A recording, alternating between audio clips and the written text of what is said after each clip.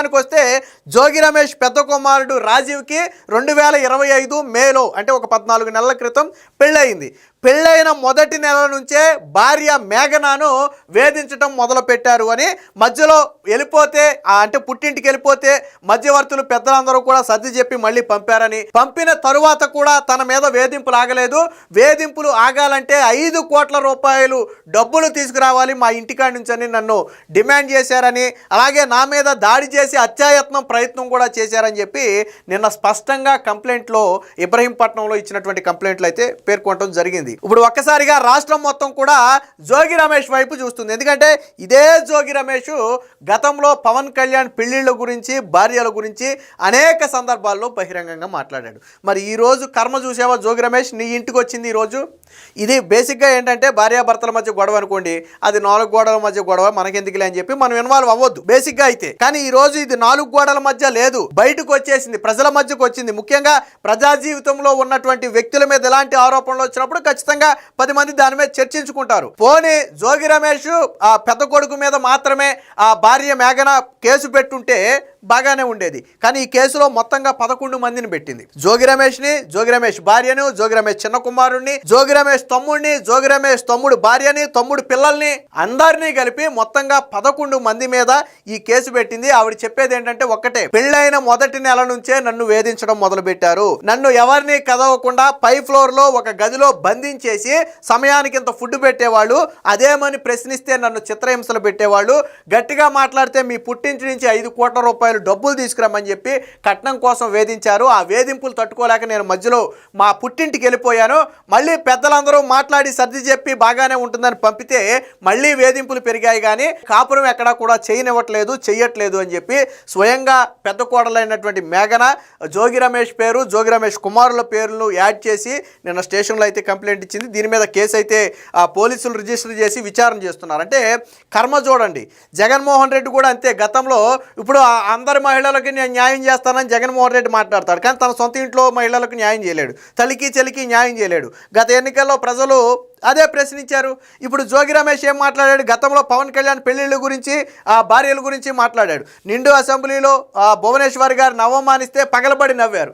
ఏమైంది? కర్మ ఏమైంది? ఈరోజు మీ కుటుంబాన్ని చుట్టుముట్టింది స్వయంగా. ఇది అదే ఈ పెళ్లికి సంబంధించే స్వయంగా జగన్మోహన్ రెడ్డి కూడా వెళ్ళి ఆశీర్వదించాడు. ఎవరైనా కలకాలం పాటు కలిసి ఉండాలనే మనం కోరుకుంటాం, మనం ఏమి ఏదో జరగాలని మనం కోరుకోవట్లా. నేను మొదట్లోనే చెప్పా, అది కొడుకు రాజీవ్కి అలాగే కోడలు మేఘనాకి సంబంధించిన ఇష్యూ అయితే అసలు మనం తలదూర్చేవాళ్ళమే కాదు. వాళ్ళ భార్యాభర్తలు అన్నాక ఏదో చిన్న చిన్న గొడవలు, సర్దుకుపోవటాలు అన్నీ ఉంటాయి. అది 4 గోడలకు మధ్యకే పరిమితం. కానీ ఇప్పుడు పరిస్థితి ఎక్కడ దాకా వచ్చిందంటే వీళ్ళ మీద హత్యాయత్నం కేసు పెట్టేదాకా వచ్చింది. మరి ఖచ్చితంగా ఇది చర్చనీయాంశంగా మారద్ది. నువ్వు మాజీ మంత్రిగా ఉన్నావు, ప్రజాప్రతినిధిగా సేవలందించిన వ్యక్తివి, నువ్వు 10 మందికి ఆదర్శంగా ఉండాల్సిన నువ్వు నీ ఇంట్లో నీ కోడల్ని చిత్రహింసలు పెట్టి నీ కోడల మీద వరకట్న వేధింపులు చేశావు అంటే, నీ కోడల మీద హత్యాయత్నాలు జరిగినాయి అంటే ఎంత దారుణంగా ఉంది. నాకు అర్థం కావట్లా. అసలు జోగి రమేష్ ఇంటికి ఎవరైనా సరే పెద్ద ఫ్యామిలీ, రాజకీయంగా పెద్ద ఫ్యామిలీ, ఆర్థికంగా స్థిరపరులు కాబట్టే వాళ్ళ ఇంటికి కోడలు చేయాలనుకుంటే అనుకుని ఉండొచ్చు. ఈరోజు మరి అంటే ఈ అమ్మాయి వాళ్ళ ఫ్యామిలీ బ్యాక్గ్రౌండ్ ఏంటనేది మనకు తెలియదు, కానీ 5 కోట్ల రూపాయలు డబ్బులు తీసుకురావాలని ఇప్పుడు వాళ్ళు డిమాండ్ చేస్తున్నారని నిన్న ఇచ్చినటువంటి కంప్లైంట్లో పేర్కొంది. అలాగే నా మీద హత్యాయత్నం జరిగిందని చెప్పింది. నిజంగా హత్యాయత్నం జరిగి ఉంటే దానికి సంబంధించిన ఆధారాలు గాన పోలీసులకు ఇవ్వగలిగితే జోగి రమేష్ కుటుంబం మొత్తం జైలుకి వెళ్ళటమే. భర్త ఒక్కడే కాదు, జోగి రమేష్ భార్య, జోగి రమేష్ చిన్న కొడుకు, అలాగే జోగి రమేష్ తమ్ముడు భార్య, తమ్ముడు కొడుకులు, వీళ్ళందరూ కూడా రేపొద్దున జైలుకి వెళ్లే పరిస్థితి వస్తుంది. అంటే ఒకళ్ళు కాకపోతే ఒకళ్ళు. నేనేమంటానంటే ఒకవేళ నిజంగా భార్య భర్తల మధ్య గొడవ అనుకోండి, జోగి రమేష్ ఆ రోజు గన ఈ అమ్మాయికి మేఘన కోడలికి అండగా నిలబడి ఉంటే ఈ రోజు కంప్లైంట్ లో జోగి రమేష్ పేరు ఎందుకుంటుంది? వాళ్ళిద్దరి మధ్య మనస్పర్ధలు ఉంటే నువ్వు అమ్మాయి తరపు నిలబడి బలంగా లేదా వాళ్ళని సర్ది చెప్పే ప్రయత్నం నువ్వు చేస్తుంటే ఈ రోజు కంప్లైంట్ లో నీ పేరు లేకపోతే నీ భార్య పేరు ఉండేది కాదు, జోగి రమేష్ పేరు, జోగి రమేష్ భార్య పేరు ఉండేది కాదు. వాళ్ళు అత్తామామలుగా వాళ్ళు గన ఆ అమ్మాయికి అండగా నిలబడి ఉంటే, ఒకవేళ భర్త వేధిస్తున్నాడు అనుకోండి, ఓకే రైట్, ఆ భర్త పేరు పెడద్ది, తప్పులేదు. భర్త ఇబ్బంది పెడితే భర్త పేరు మాత్రమే పెడద్ది. కానీ ఈరోజు ఎంటైర్ కుటుంబం మొత్తాన్ని కూడా ఈ కేసులో పెట్టారు అంటే ఎంత మానసిక వేదన అనుభవించి ఉంటుందో చూడండి. పెళ్ళైన నెల రోజుల నుంచే వేధింపులు మొదలయ్యాయి. మొదట్లోనే నేను ఇంటికి వెళ్ళిపోయాను, తర్వాత మళ్ళీ పెద్ద మనుషులు చెప్తే వచ్చానని చెప్పి స్వయంగా ఆవిడే చెప్తుందంటే మధ్యలో ఒకసారి రాజీ ప్రయత్నాలు కూడా జరిగాయి. సరే ఏమోలే కలిసి ఉంటారేమోలే, వాళ్ళు పెళ్లి కొత్తగా పెళ్లి అయింది కదా 4 రోజులు పోతే సర్దుకుంటారులే అనే ఉద్దేశంతో పెద్దలు తిరిగి మాట్లాడి పంపితే మళ్ళీ అదే తోంది. పైగా 5 కోట్లు తీసుకురా, జోగి రమేష్ డబ్బు కరువా? 5 కోట్లు తీసుకురావాలని డిమాండ్ చేయడం అంటే నాకు అర్థం కాల. జోగి రమేష్ ఏమైనా డబ్బు కరువా? అసలు ఇది రచ్చకెక్కకుండా ముందు ఇద్దరిని కూర్చోబెట్టి ఆ ఇరు కుటుంబాలు కూర్చుని మాట్లాడుకోవాలి కదా. ఈ రోజు కంప్లైంట్ పెట్టేదాకా ఉత్తినే వెళ్ళరు. జోగి రమేష్ ఫ్యామిలీ ఏమి చిన్నది కాదు. అటుపక్క అమ్మాయి తరపున కంప్లైంట్ పెట్టాలన్నా 1-10 సార్లు ఆలోచిస్తారు. ఎందుకంటే జోగి రమేష్ పొలిటికల్ గా ఇన్ఫ్లుయెన్స్ ఉన్న వ్యక్తి, మాజీ మంత్రి, కొద్దో గొప్ప పేరున్నటువంటి వ్యక్తి, అందరికీ తెలిసిన వ్యక్తి. అలాంటి వ్యక్తి మీద కంప్లైంట్ పెట్టడం అంటే ఆషామాషిగా ఎవరు బెటరు, అంత ఈజీగా ఎవరు బెటర్ కంప్లైంట్. వాళ్ళు ఎంత మానసిక వేదన అనుభవించి ఇక తట్టుకోలేక తప్పని పరిస్థితుల్లో ఈ రోజు కంప్లైంట్ పెట్టారో ఆలోచించండి. అదే చిన్న చిత్తగా ముక్కు మొహం తెలియనోడు కాదు కదా గొప్పకుని కంప్లైంట్ పెట్టడానికి. వాళ్ళు కూడా ఒక వెనకమాల 100 ఆలోచించుంటారు. ఆల్రెడీ ఒకసారి రాజీ చేసి పంపారు. వాళ్ళు మాత్రం ఎంత సహిస్తారు? సో ఈ రోజు ఇది చర్చనీయాంశంగా మారింది. దీనికి సంబంధించినటువంటి వార్త కూడా ఒకటి వచ్చింది, ఒకసారి చూద్దాం. జోగి ఫ్యామిలీపై కోడలి కేసు, గృహహింస, హత్యాయత్నం, వేధింపులు, మొత్తం 11 మందిపై మేఘన ఫిర్యాదు.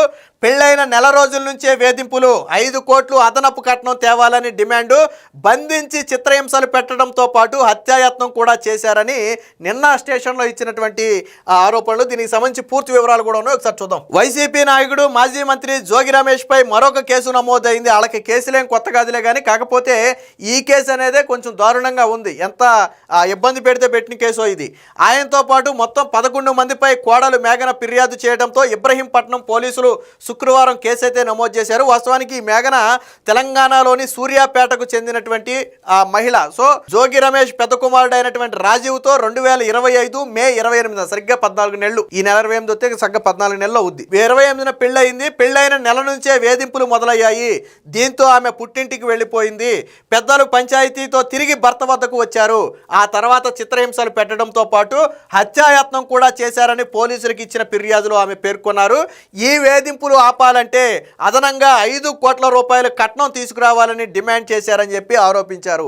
ఒకవేళ భర్త మాత్రమే ఇబ్బంది పెట్టుంటే, భర్త పేరు మాత్రమే ఉండుంటే సరేలే, భార్యాభర్తల మధ్య గొడవలే పోనీ అనుకుందాం మనం. కానీ జోగి రమేష్ భార్య పేరుతో పాటు అందరి పేర్లు కూడా ఉన్నాయి ఇందులో. ఒకసారి ఎవరెవరు ఉన్నారనేది కూడా ఇందులోనే రాశారు, చూడండి ఒకసారి. తన ఫిర్యాదులో భర్త రాజీవ్తో పాటు అత్తమామలైనటువంటి జోగి రమేష్, శకుంతలతో పాటు మరిదైనటువంటి జోగి రోహిత్, అలాగే ఆడపడుచు అయినటువంటి ప్రియాంక, జోగి సోదరుడైనటువంటి రాము, ఆయన కుమారులైనటువంటి రాకేష్, పండు, అలాగే ఈ రమేష్ అంటే జోగి రమేష్ బావమరిదైనటువంటి స్వామి, ఆయన భార్య అయినటువంటి రమ, అలాగే స్వామి కుమారుడైనటువంటి సంతోష్ పేర్లను కూడా ఇందులో ప్రస్తావించారంటే ఎంటైర్ జోగి రమేష్ ఫ్యామిలీ, తమ్ముడు ఫ్యామిలీ దగ్గర మొదలుపెట్టి, జోగి రమేష్ బావమరిది ఫ్యామిలీ దగ్గర మొదలుపెట్టి, జోగి రమేష్ చిన్న కొడుకు దగ్గర మొదలుపెట్టి, కూతురు దగ్గర మొదలుపెట్టి అందరి పేర్లను కూడా ఇందులో నమోదు చేయడం జరిగింది. అంటే ఒకళ్ళు కాకపోతే ఒకళ్ళు ఆ అమ్మాయికి ఎవరు కూడా అండగా లేరు.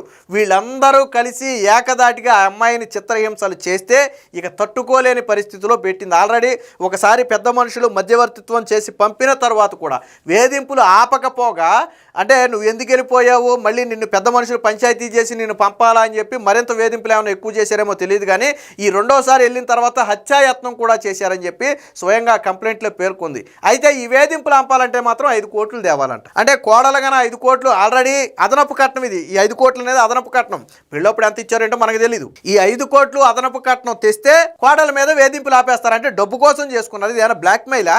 కోడలంటే ఏమైనా బ్లాక్ మెయిలా? లేకపోతే కోడల్ని డబ్బు తీసుకురావాలని బ్లాక్ మెయిల్ చేయటం ఏంటి? లేదు, డబ్బు అనేది అబద్ధం అనుకుందాం. మరి ఎందుకు కోడలు ఈ రోజు అందరి మీద కేసు పెట్టింది? ఒకళ్ళ మీద ఇద్దరి మీద కేసు పెడితే అది వేరే దారి. ఈ రోజు కుటుంబం మొత్తాన్ని కేసు పెట్టిందంటే ఏ ఒక్కరు ఆ రోజు మేఘనాకు సపోర్ట్ చేయలేదు. ఈ రోజు జోగి రమేష్ ఏం చెప్తాడు సమాధానం? ఆ రోజు పవన్ కళ్యాణ్ పెళ్లిళ్ళ గురించి, పెళ్ళాల గురించి మాట్లాడు నువ్వు ఈ రోజు ఏం సమాధానం చెప్తావు? కర్మ చూడు. పవన్ కళ్యాణ్ ఏమి చట్టవిరుద్ధంగా వెళ్ళలేదే. ఆయన మీద ఎవరు పాత భార్యలు ఎవరు వచ్చి ఆయన మీద కంప్లైంట్ చేయలేదే. ఓకే, పెళ్లి చేసుకున్నారు, లీగల్ గా విడాకులు ఇచ్చాడు, ఆయన ఇంకో పెళ్లి చేసుకున్నాడు. అది చట్ట ప్రకారం జరిగిందే. అది ఆయన వ్యక్తిగత జీవితం. ఇది కూడా మీ వ్యక్తిగత జీవితం అయి ఉండొచ్చు. కాకపోతే ఈ రోజు రోడ్డును పడి కేసులు పెట్టుకుని గృహహింస కేసు, మీ కేసే కాదు ఏ కేసు అయినా సరే, గృహహింస కావచ్చు, వరకట్నం కేసు కావచ్చు, పెడితే మనం చీకొడతాం సాధారణంగా, డబ్బు కోసం గడ్డి తింటావా అని. అలాగే ఈ రోజు జోగి రమేష్ కేసు కూడా. కాకపోతే ఏంటంటే నువ్వు ఒక రాజకీయ నాయకుడిగా ఉండి 10 మందికి ఆదర్శంగా ఉండాల్సిన నువ్వు ఈ కుటుంబంలో ఆడపిల్ల బయటికి వెళ్తే పరువు పోతుందని తెలిసి కూడా ఆ అమ్మాయిని అంత వేధించారు అంటే మరి రీజన్ ఏంటో నాకు అర్థం కావట్లా. ఒకవేళ కొడుకు ఏదైనా తెలుసో తెలివికో చేసుంటే సర్ది చెప్పాల్సిన బాధ్యత నీది. దాన్ని కంట్రోల్ చేసి కోడలు బయటకు వెళ్లకుండా చూసుకోవాల్సిన బాధ్యత నీది. ఎందుకంటే 10 మందికి ఆదర్శంగా ఉండాలి. నువ్వు బయటకు వెళ్తే నీ రాజకీయ పరుగు పోద్దని నీకు తెలుసు. అయినా కానీ ఆ అమ్మాయిని ఆ రకంగా వేధించారంటే జోగి రమేష్ ఫ్యామిలీ నుంచి ఇప్పటి వరకు దీనికి ఎవరు సమాధానం చెప్పలా. మీడియా ముఖంగా ఇప్పుడు ఏమైనా జోగి రమేష్ మాట్లాడితే మనకు తెలియదు, కానీ ఇప్పటి వరకు అయితే ఎవరు మాట్లాడలేదు. మొత్తంగా జోగి రమేష్ మీద